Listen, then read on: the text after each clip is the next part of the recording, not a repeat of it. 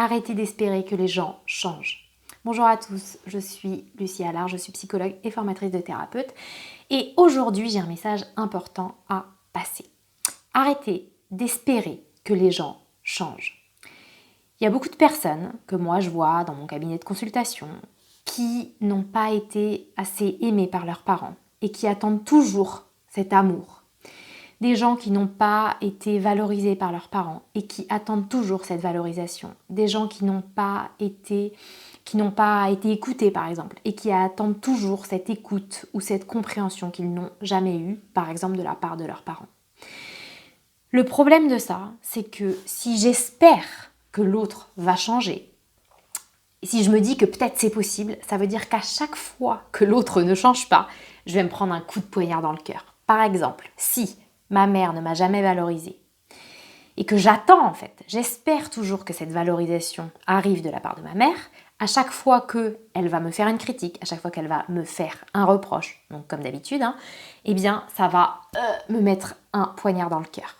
Parce que j'espère que les choses soient différentes.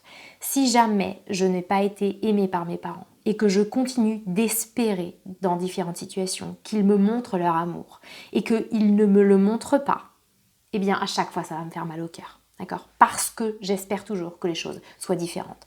Alors que si j'arrête d'espérer et que je me dis ok, ils sont comme ça, ils m'aiment pas ou ils ne me comprennent pas, c'est comme ça ne change pas, ça ne changera pas.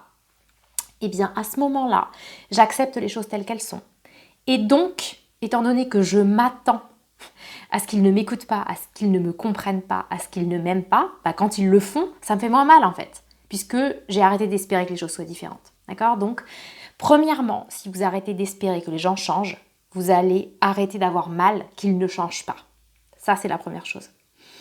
La deuxième chose, c'est que tant que je continue d'espérer que les choses changent, que ma mère me valorise, que mon père m'aime ou je ne sais quoi d'autre, forcément que je vais faire les choses pour que ma mère me valorise.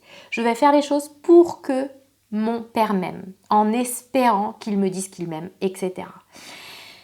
Et donc, je ne suis pas libre, puisque j'agis en espérant quelque chose. Donc, j'agis en fonction de l'autre. Et donc, à ce moment-là, je ne suis pas libre, je ne suis pas moi-même, et bien sûr, je suis complètement dépendant du regard des autres. Parce que le problème aussi, c'est que ce que l'on n'a pas résolu dans notre relation à nos propres parents, eh bien en fait, on va le rejouer dans nos relations à tous les autres. Exemple, si j'ai manqué de reconnaissance, de valorisation de la part de mes parents, eh bien vu que j'en manque à l'intérieur de moi, je vais être en attente par rapport à tout mon entourage, à mes amis par exemple, qu'ils me valorisent. Et s'ils ne le font pas, eh bien ça va me faire mal en fait, d'accord ? Ça va venir appuyer sur ma blessure de non-valorisation. Alors que si j'accepte que mes parents ne m'ont pas valorisé et qu'ils ne me valoriseront pas et que ça n'a rien à voir avec moi, c'est ça aussi qui permet de refermer la blessure laissée par leur manque de valorisation. Et après, en fait, je comprends que j'ai de la valeur, peu importe si mes parents m'ont valorisé ou pas. Et donc, peu importe si le reste du monde me valorise ou pas, d'accord ? Et donc, c'est comme ça que l'on devient libre, indépendant du regard des autres et qu'on ne souffre plus des critiques, des reproches ou de la dévalorisation des autres. Voilà, c'était le message du jour.